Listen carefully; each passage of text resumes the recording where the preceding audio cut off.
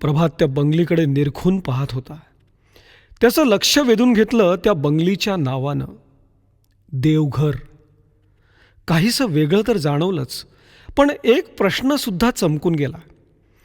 ज्या वास्तू देवधर साहेबांचं घर आणि ऑफिस असं एकत्र, त्या वास्तूचं नाव देवघर.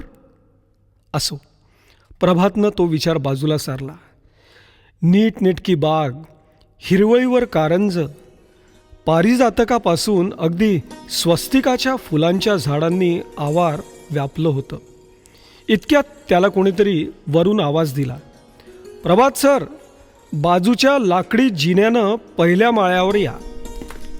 जिना चढत असताना प्रभातचं लक्ष त्या वास्तूत असलेल्या गोष्टींकडे सहज वेधल्या जात होतं.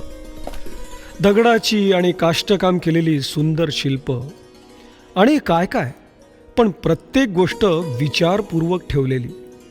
कुठेही बडेजाव नव्हता. वेगळेपणा मात्र नक्कीच होता. नाहीतर एखाद्या मोठ्या बंगल्यात शिरल्यावरच पहिले त्या बंगल्याच्या सजावटीचं दडपण येतं आणि मग त्या मालकाच्या एकंदर व्यक्तिमत्वाबद्दल आपण एक विशिष्ट मत बनवून घेतो. पण असं काहीच प्रभातला जाणवत नव्हतं. प्रभात सर नमस्कार, मी शशांक. नमस्कार. मी देवधर सरांकडे गेल्या 12 वर्षांपासून त्यांचा सहाय्यक म्हणून काम करतो आहे. आज तुम्ही येणार हे त्यांनी मला आधीच सांगून ठेवलं होतं. आपलं स्वागत आहे. धन्यवाद. आपण काय घेणार? चहा, coffee? No thanks. Prabhat sir, तुमचा कामाचा पहिला दिवस जरी असला तरीही तुम्ही मोकळे राहा, अगदी बिनधास्त. जसे तुम्ही रंगमंचावर वावरत होताना अगदी तसेच. प्रभातनं आश्चर्यानं शशांककडे चमकून पाहिलं आणि वावरत होता हे शब्द ऐकून खरंच आता तो भूतकाळ झाल्याची त्याला जाणीव झाली. पण त्याने चेहऱ्यावर ते दिसू दिलं नाही, कारण तो खरंच चांगला अभिनेता होताच, जो त्याच्यात कायम असणारच होता. पण तुला कसं काय?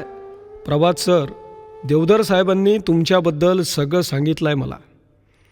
या, मी आपलं ऑफिस तुम्हाला दाखवतो. ही तुमची स्वतंत्र केबिन, हे ड्राफ्टिंग टेबल, हे सिटिंग टेबल, इकडेही सगळ्या जुन्या प्रसिद्ध आर्किटेक्टची पुस्तकं आणि ह्या कॉर्नरला आपल्या जुन्या हँडओव्हर केलेल्या साईट्सची ड्रॉइंग्ज आहेत. हा अकाउंट सेक्शन आणि ही देवधर साहेबांची कॅबिन. साहेब नसताना कोणीच त्यांच्या कॅबिनमध्ये जात नाही, लॉक नसली तरीही. आपली आणि देवधर साहेबांची भेट आपण साईट व्हिजिट करून आल्यावर होईल. साहेब तोपर्यंत आलेले असतील. अवश्य. शशांक, कामाची फाईल आपण सोबत घेऊया. आणि हो, वर्किंग ड्रॉइंग्स वगैरे पण सोबत असू देत. हो सर, घेतली आहे मी फाईल. चला. 4 व्हील ड्राईव्ह जीपनं दोघेही साईटकडे निघाले. दोन्ही कडेला उंच झाडं असलेल्या रस्त्यानं जीप वेगानं धावत होती. वाटेत शशांकनं सगळ्या कामांचा अंदाज प्रभातला दिला. देवधर साहेबांच्या कामाचा आवाका मोठा होता. भरघोस काम होतं. ह्या कामातसुद्धा आव्हानं होतीच, नवनिर्मिती होती, जो त्याचा मूळ स्वभाव होता. फक्त क्षेत्र बदललेलं होतं. शशांकनं गप्पांच्या ओघात प्रभातला अगदी सहज प्रश्न केला, प्रभात सर, लोक छोट्या गावातून शहराकडे जातात, पण तुम्ही शहर सोडून गावाकडे कसे काय? नशीब, अजून काय. शशांक, आपण कुठे असणं किंवा कुठे नसणं हे सुद्धा आपण ठरवल्याप्रमाणे कधीच घडत नसतं. तो खेळ नियतीच खेळत असते. सगळंच विधिलिखित. ह्या जीवनाच्या प्रवाहात आपण सहज वाहत जायला हवं, पण आपण वाहवत जातो. जसं नदीचा उगम झाल्यावर मिळेल त्या मार्गानं ती वाहत जाते. अडथळे आलेच तर त्याला वळसा घालून पुढला मार्ग स्वीकारते. तिच्या सहज वाहण्यात नकळत ती आजूबाजूचा प्रदेशसुद्धा समृद्ध करत जाते. म्हणजेच वाहण्यात समृद्धता आहे, वाहवत जाण्यात नाही. असो, मी आता फक्त हा एक वळसा घेतलाय. अजूनही वळणं असतीलच की पुढे. प्रभात सर, किती छान बोलता हो तुम्ही.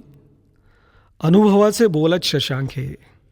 ते तुला छान वाटत आहेत इतकंच, कारण तू एक श्रोता आहेस.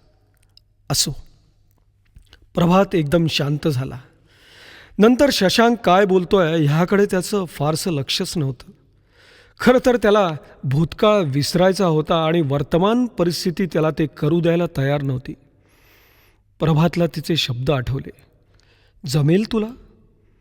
आपल्याच विचारात तो हरवून गेला. शशांक, जरा गाडी थांबवतोस? प्रभातने खिशातून सिगरेटचं पाकिट काढलं. सिगरेट वाटे त्याने मनातले विचार मोकळे केले. आता तो फ्रेश वाटत होता. एव्हाना ते साईटवर पोहोचले देखील होते. प्रोजेक्टच्या भव्यतेचा अंदाज यायला प्रभातला वेळ नाही लागला. पण बांधकाम नेमकं कशाचं ह्याची त्याला कल्पना नव्हती, कारण त्याने अजून ड्रॉइंग्स उघडून बघितले सुद्धा नव्हते. आणि बांधकाम इतकंही झालं नव्हतं की त्याला ते नेमकं काम कुठल्या वास्तूचं आहे हे कळेल. त्याने शशांककडून ड्रॉइंग्सची फाईल घेतली आणि साईट ऑफिसच्या टेबलवर साईट प्लॅन उघडला. कैलासवासी नारायणराव राजहंस नाट्य सभागृह. मोठ्या अक्षरात त्या प्लॅनवर त्या बांधकामाचं टायटल लिहिलं होतं. म्हणजे ज्या गोष्टीपासून दूर राहण्याकरता प्रभात शहर सोडून इतक्या दूर या गावात आला होता, ते नाटक काही प्रभातला सोडायला तयार नव्हतं.